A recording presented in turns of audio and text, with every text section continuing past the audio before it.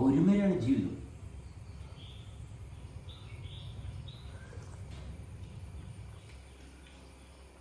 എല്ലാം ജയിച്ചു തരികയും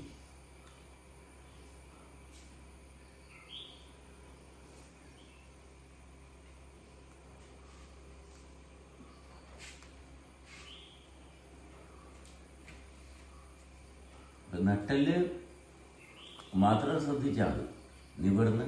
നേരെ നിവർന്നിരിക്കുമ്പോൾ ക്ഷീണം വരുന്നുണ്ടെങ്കിൽ നട്ടല് പ്രോപ്പറായിട്ടല്ല ഇരിക്കുന്നത്. കഴുത്തും പുറകോട്ട് തന്നെ, എല്ലാം പുറകോട്ട് പോകും. നെഞ്ച് ഇതെല്ലാം പുറകോട്ട് പോകും. വയറിൻ്റെ ഭാഗം, സെൻറ്റർ, ഹൃദയത്തിൻ്റെ, നമ്മുടെ ശരീരത്തിൻ്റെ ആ ഒരു സെൻറ്റർ ഭാഗമല്ല, ചെസ്റ്റിൻ്റെ നടുക്ക് ഭാഗം അത് മുമ്പോട്ട് തള്ളി വരണം.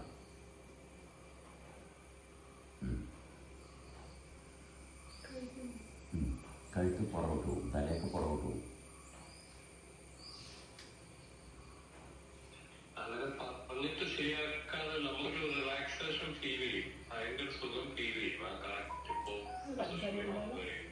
Exactly.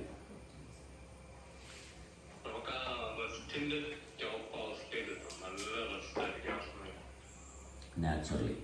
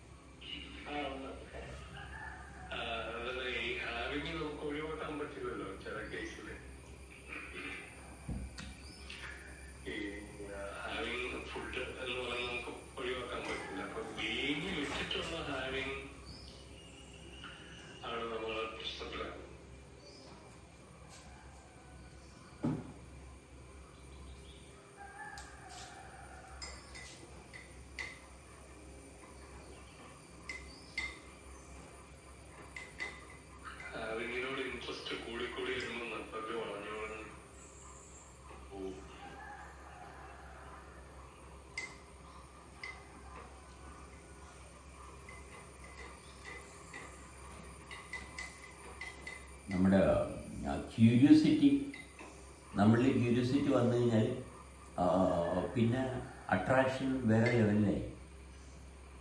Curiosity and attraction and representative. നമ്മൾ സത്യത്തിൽ ഇതൊരു കണ്ടാമിനേറ്റഡ് ലെവലാണ് ക്യൂരിയോസിറ്റി എന്ന് പറയുന്നത്. എല്ലാവരും ക്യൂരിയോസിറ്റി ഉണ്ടാകണം, ക്യൂരിയോസിറ്റിയുടെ ആവശ്യമില്ല. നമ്മുടെ നാച്ചുറൽ സ്റ്റേറ്റ് റിയലൈസേഷൻ്റെ ഭാഗം മാത്രം മതി.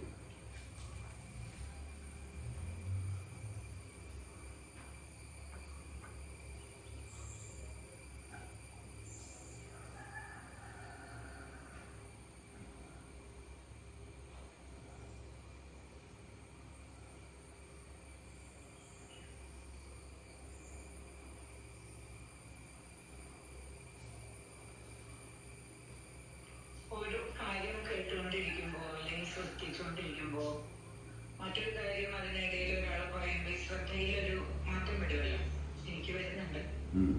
അങ്ങനെ ഇത് തടസ്സം ചെയ്തല്ലോ. അതായത് ഈ കാര്യം തന്നെ കേൾക്കണം. ഈ കാര്യം എന്ന് പറഞ്ഞ രൂപം കൊടുക്കുകയാണ്. ഈ രൂപം കൊടുക്കണമെന്ന് എന്താ നിർബന്ധം? എന്താണ്? ഒരു കാര്യമില്ല. ആ കാര്യം അവിടെ, ആ രൂപത്തിന് അവിടെ വെച്ച് തന്നെ നമുക്ക് ബ്രേക്ക് ചെയ്യാം. രമ മിണ്ടാതിരി, അബ്രഹാം പറയണ ഞാൻ കേൾക്കട്ടെ. രമയുടെ കയറില്ലേ? കാരണം എന്താ, ഞാൻ ബിൽഡപ്പ് കൊണ്ടുവന്നുകൊണ്ടിരിക്കുക. അബ്രഹാം പറയണ എനിക്ക് മനസ്സിലാകുന്നുണ്ട് കേട്ടാ. ശരിയാണ് കേട്ടാ. കറക്റ്റ് കാര്യമാണ് അബ്രഹാം പറഞ്ഞു. പറ അബ്രഹാമേ, പറ കേൾക്കട്ടെ. പക്ഷെ ഞാൻ എഫോർട്ട് കൊടുക്കുകയാണ്, എൻ്റെ ക്യൂരിയോസിറ്റിയാണ്. എബ്രഹാം പറഞ്ഞുകൊണ്ടിരിക്കുന്ന ഇടയിൽ രമ കയറി, രമ പറഞ്ഞുകൊണ്ടിരിക്കുന്ന ഇടയിൽ നിഹാസ് കയറി. ആയിക്കോട്ടെ, എല്ലാവരും സംസാരിക്കുന്നുണ്ട്, ഒന്നിനും ഒരു പ്രശ്നമില്ല. പക്ഷെ കട്ട് ഓഫ് ചെയ്യാൻ നമ്മളെ കൊണ്ട് പറ്റുന്നില്ല. നമ്മൾ ഈ രൂപം ക്രിയേറ്റ് ചെയ്യാൻ പാടില്ല. വേറെ ഒന്നുമില്ല. ആര് പറഞ്ഞാലും എല്ലാം മാറ്റങ്ങളാണ്.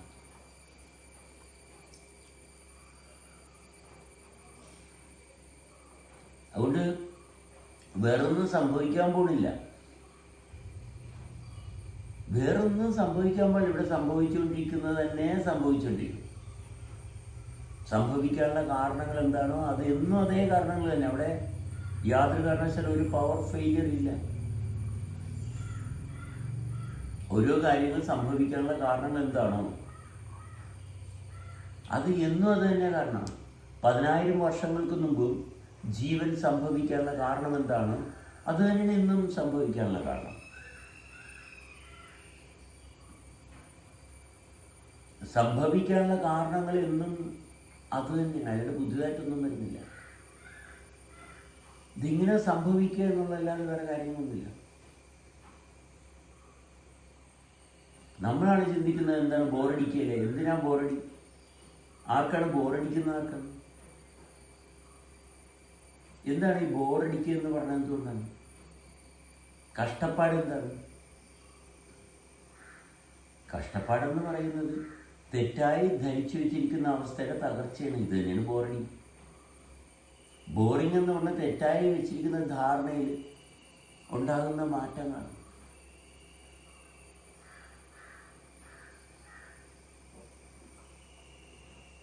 കഷ്ടപ്പാടിൻ്റെ ഒരു ആരംഭമാണ് ബോറിംഗ് എന്ന് പറയുന്നത്. വിഷമത്തിൻ്റെയും ദുഃഖത്തിൻ്റെയും ദുരന്തത്തിൻ്റെ ആരംഭമാണ്. പക്ഷെ അറിയുന്നില്ല. ദുഃഖം വന്ന് രോഗം വന്ന് തകരുമ്പോഴേ അറിയുന്നത്. കൃത്രിമമായിട്ട് രൂപം നിലനിർത്താൻ നോക്കുന്നു, നമ്മൾ വേറെ രൂപത്തെ നിലനിർത്താൻ നോക്കുന്നു, ആ രൂപം തകർന്നു പോകുന്നു. ഇത്രയേ ഉള്ളൂ.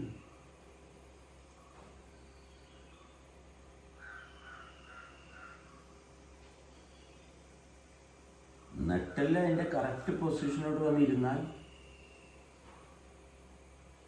ബാക്കി കാര്യങ്ങളൊക്കെ തെളിഞ്ഞു വരും. അപ്പോഴേ തെളിച്ചുകൊണ്ടാകും.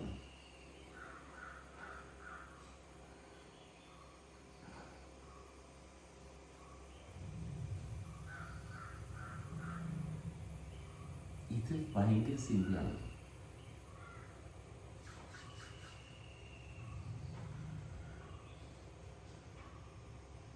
ബീയിങ്ങിൻ്റെ റിക്വയർമെൻ്റാണ് നമ്മൾ ചെയ്യേണ്ടത്. ഇപ്പം ഹാവിങ് എന്ന് പറയുന്നത് അല്ല, ബീയിങ്ങിൻ്റെ ഭാഗത്ത് നിൽക്കുമ്പോൾ ഹാവിങ് എന്ന് പറയുന്നത് നാച്ചുറൽ അട്രാക്ഷനാണത്. അത് ബീയിങ്ങിനകത്തുള്ളതാണ്. അട്രാക്ഷൻ, ആകർഷണം നിരന്തരമുള്ളതാണ്. അതുകൊണ്ടല്ലേ നമ്മളിലൊരു ശ്വാസം, ആ ഹാവിങ് എന്നുള്ള ഭാഗം നിരന്തരമുണ്ട്. പക്ഷെ നമ്മൾ ബീയിങ്ങിനെ വിട്ടിട്ട് ഹാവിങ്ങിലോട്ട് മാത്രം പോകുന്നു, കിട്ടണം എന്നുള്ള ഭാഗത്തോട്ട് പോകുന്നു. അപ്പം നാച്ചുറൽ ഹാവിങ് അവിടെ നഷ്ടപ്പെട്ടു. ഹാവിങ് പറയേണ്ട കാര്യം പോലും ഇല്ല, അത് ബീയിങ്ങിന്റെ ഉള്ളിൽ തന്നെ ഉള്ളതാണ്. ആ being itself is having.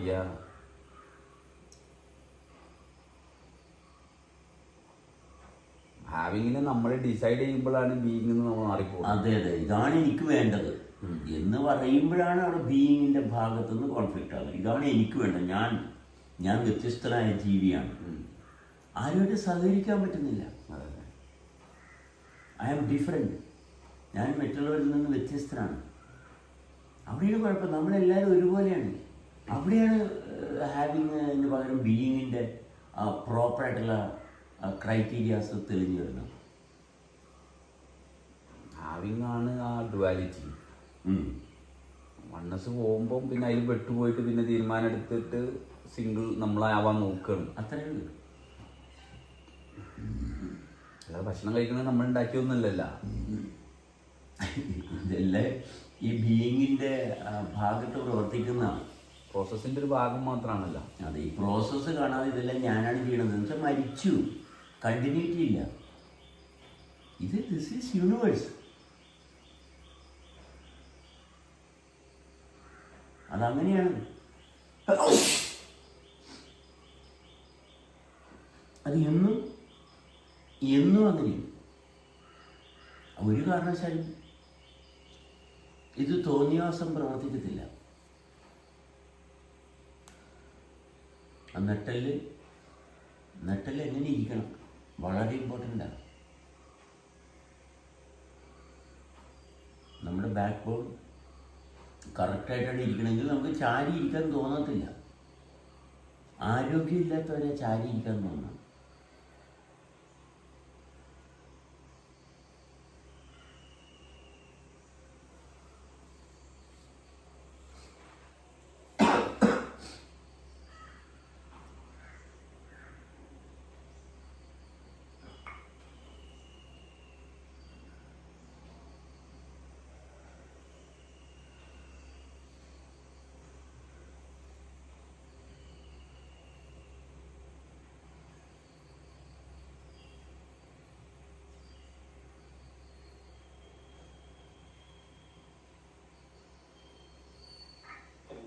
Straight ആകുമ്പോൾ സ്പേസുമായിട്ടുള്ള ഇന്ററാക്ഷൻ കൂടും അല്ലേ?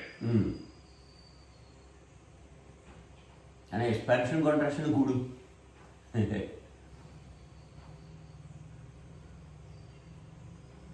മുമ്പോട്ട് കുനിയുമ്പോൾ എക്സ്പാൻഷൻ കോൺട്രാക്ഷൻ കുറയും.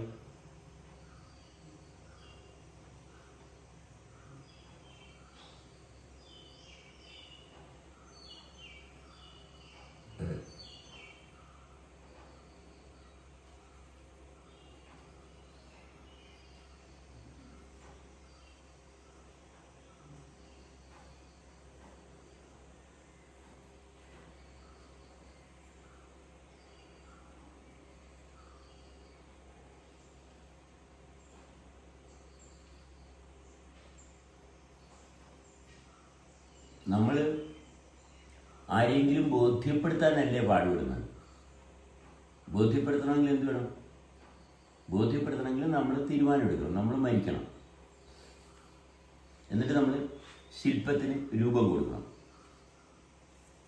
അല്ലേ? നമ്മൾ മരിക്കണം. മരിച്ചിട്ട് വേണം മറ്റൊരാളെ ബോധ്യപ്പെടുത്താൻ. കാരണം മറ്റൊരാളെ കാണണം, ഇയാൾ ഇന്നതാണെന്ന് മനസ്സിലാക്കണം, എന്നിട്ട് അയാളോട് സംസാരിക്കണം. എന്നിട്ട് അയാളോട് സംസാരിക്കണം. അയാൾക്ക് മനസ്സിലാകുന്ന രീതിയിൽ സംസാരിക്കും. എല്ലാവരും ചോദിക്കണം, എനിക്ക് മനസ്സിലാകുന്ന രീതിയിൽ പറഞ്ഞു തരാമോ? ഇവിടെ ആർക്കും മനസ്സിലാകുന്നില്ല. ഇവിടെ ആർക്കും മനസ്സിലാകുന്നില്ലെന്ന് വെച്ചാൽ അതിൻ്റെ അർത്ഥം എന്താണ്? അവിടെ ഇരിക്കുന്നവരെല്ലാവരും ചത്തിരിക്കുക. മനസ്സിലാകുക എന്ന് പറയുന്ന പ്രോസസ്സ് ആർക്കും ഷട്ട് ഡൗൺ ചെയ്യാൻ പറ്റുന്നതല്ല. മരണത്തിന് മാത്രം ഷട്ട് ഡൗൺ ചെയ്യാൻ പറ്റുന്ന. കാരണം മനസ്സിലാക്കിക്കൊണ്ടിരിക്കുക, നിരന്തരം മനസ്സിലാക്കിക്കൊണ്ടിരിക്കുക. അല്ലാണ്ട് ഇയാൾ പറയുന്നത് മാത്രം മനസ്സിലാക്കുക, അങ്ങനെ ഒരു സംഭവമില്ല. ഇയാൾ തെളിച്ച് പറഞ്ഞു തരുമോ? അങ്ങനെ ഒരാളുമില്ല തെളിച്ച് പറഞ്ഞു തരാൻ. അങ്ങനെ തെളിച്ച് പറയാൻ ഒരാളും ഇല്ല ലോകത്ത്. എല്ലാവരുടെയും തെളിച്ചം അവനവൻ്റെ തെളിച്ചം അവനവൻ്റെ തന്നെ താല്പര്യമാണ്. ഞാനെന്താണ് എന്ന് കണ്ടെത്തേണ്ടത് അവനവൻ്റെ ഉത്തരവ്. ഇത് മറ്റുള്ളവരുടെ തലയിലോട്ട് വെച്ച് കൊടുക്കുക.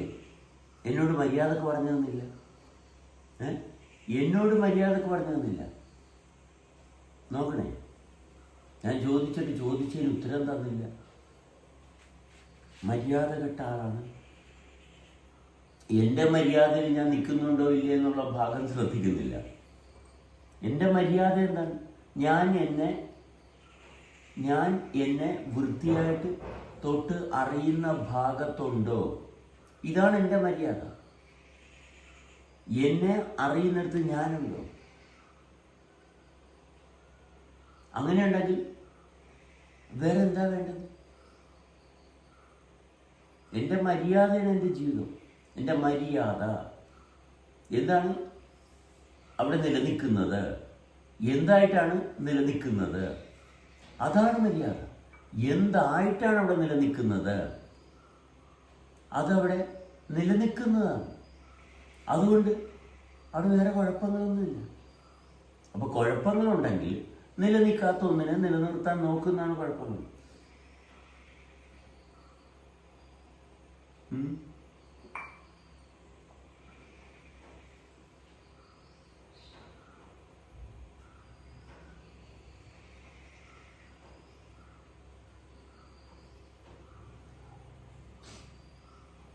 നമ്മൾ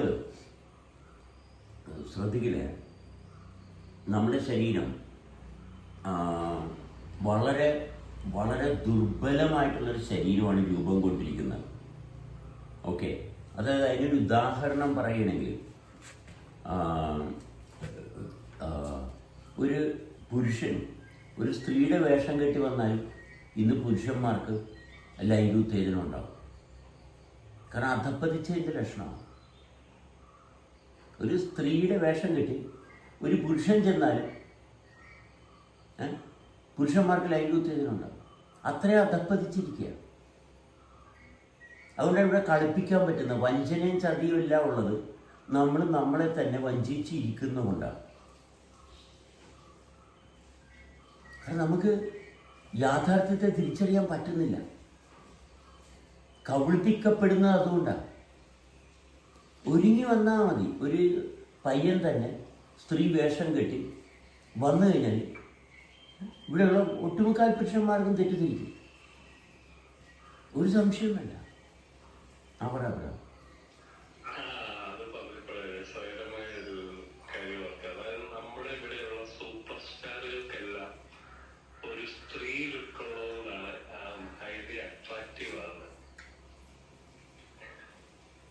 ഞാൻ അങ്ങനെ വിചാരിക്കുന്നുണ്ട്. ഈ പുരുഷനോട് ഭയങ്കര അട്രാക്ഷൻ വരുന്നത് സൂപ്പർ സ്റ്റാർ പുരുഷന്മാരെ കുറിച്ചാണ് ഞാൻ പറയുന്നത്. സിനിമയിൽ അട്രാക്റ്റഡ് ആവുന്ന സൂപ്പർ സ്റ്റാറുകൾക്കെല്ലാം ഒരു സ്ത്രീ ലുക്കുണ്ട്. സൂപ്പർ സ്റ്റാറുകൾക്ക് അവർ അട്രാക്റ്റഡ് ആകുന്നതിൻ്റെ കാരണങ്ങൾ നമുക്ക് ചെയ്യാൻ പറ്റാത്ത കുറേ കാര്യങ്ങൾ അവർ ചെയ്ത് കാണിക്കും. നമ്മൾ ആഗ്രഹിക്കുന്നുണ്ട്. നമ്മൾ ആഗ്രഹിക്കുന്ന ചില കാര്യങ്ങൾ അവർ ചെയ്ത് കാണിക്കുന്നു. നമുക്ക് അവിടെ ഒരു ടെമ്പററി ഇമോഷണൽ സാറ്റിസ്ഫാക്ഷൻ ഉണ്ടാക്കി തരികയും. ഇതാണ് ഈ ഫിലിം വേൾഡ്. സിനിമ കാണുമ്പോൾ നമ്മൾ യൂട്യൂബ്, ഇൻസ്റ്റാഗ്രാമൊക്കെ എടുത്ത് തള്ളുന്നത്. ഇതിൻ്റെ കാരണം നമുക്ക് ചെയ്യാൻ പറ്റാത്ത കാര്യങ്ങൾ ചെയ്യുന്നു. എന്ന് വെച്ചാൽ നമ്മളിലുള്ള മാറ്റത്തെ ശ്രദ്ധിക്കാൻ പറ്റാത്തതുകൊണ്ട് വേറെ മാറ്റത്തെ ശ്രദ്ധിക്കുന്നു. ഇത് നമ്മുടെ ശരീരം മരിച്ചുകൊണ്ടിരിക്കുന്ന ഭാഗം. നമ്മളിലുള്ള മാറ്റങ്ങളെ നമുക്ക് ശ്രദ്ധിക്കാൻ പറ്റുന്നില്ല. നമ്മൾ ശൂന്യതയുമായിട്ടുള്ള ബന്ധത്തിലാണ്. നമ്മുടെ തലച്ചോറ് എന്ന് പറയുന്നത് നമ്മുടെ ഇൻ്റലിജൻസ്. നമ്മുടെ തലച്ചോറ് നമ്മുടെ തലയുടെ ഉള്ളിലുള്ള ഭാഗമായിട്ട് മാത്രം എടുക്കണ്ട. പക്ഷെ തല ഇമ്പോർട്ടൻ്റ് ആണ്. തല വളരെ വ്യക്തമായിരിക്കണം. ശരീരത്തിലെ രക്തത്തിൻ്റെ ചംക്രമണം തലയിലോട്ട് വ്യക്തമായിട്ടുണ്ടാകണം. അത് കുറയുമ്പോഴാണ് രോഗത്തിന് കാരണമാകുന്നത്. തലയിലോട്ട് രക്തത്തിൻ്റെ ചംക്രമണം കുറയുന്നത് എന്തുകൊണ്ടാണ്? രൂപങ്ങൾക്ക്, ചിന്തകൾക്ക് സ്ഥാനം കൊടുക്കുമ്പോൾ നമ്മളുടെ ശരീരം വളയും, രക്തോട്ടം കുറയും, നിവർന്ന് നിൽക്കാൻ പറ്റത്തില്ല.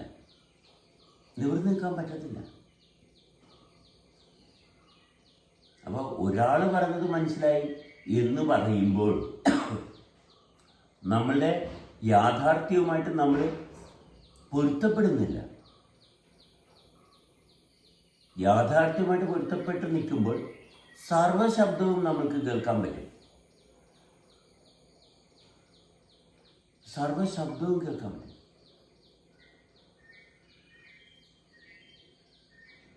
ശബ്ദമേഖലയെ തരണം ചെയ്ത് നമ്മൾ ഉണരണം.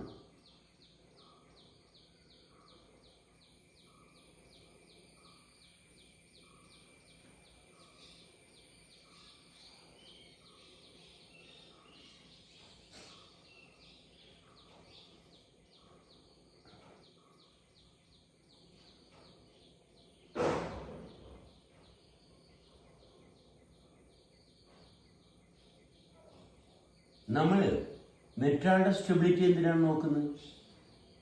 നമ്മുടെ സ്റ്റെബിലിറ്റി നോക്കിയാൽ പോരെ.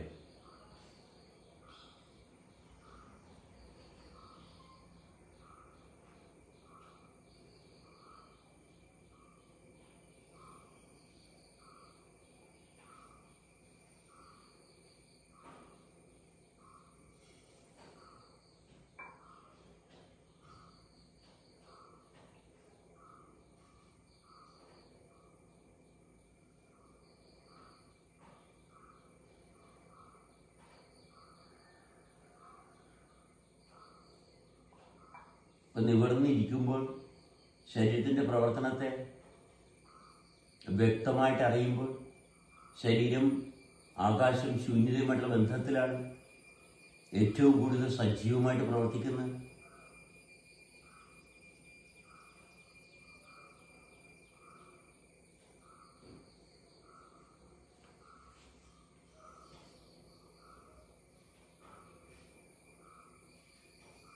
ശരീരം സജീവമായിട്ട് പ്രവർത്തിക്കുന്നത് ആകാശമായിട്ടുള്ള ബന്ധത്തിലാണ്.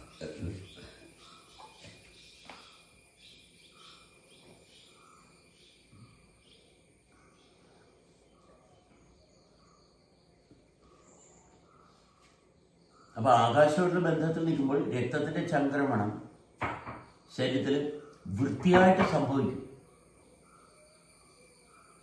നമ്മൾ ചിന്തയ്ക്ക് സ്ഥാനം കൊടുക്കുമ്പോൾ തലയിലോട്ടുള്ള രക്തോട്ടം കുറയാൻ തുടങ്ങും, മർദ്ദം കൂടി, കുറച്ച് കഴിയുമ്പോൾ ആക്രാന്തം കൂടും. എന്താണ്? നശിച്ചു പോകുമെന്നുള്ള ഭാഗം വ്യക്തമായി. നാശം നമ്മുടെ അറിവിൽ വന്നു കഴിഞ്ഞു.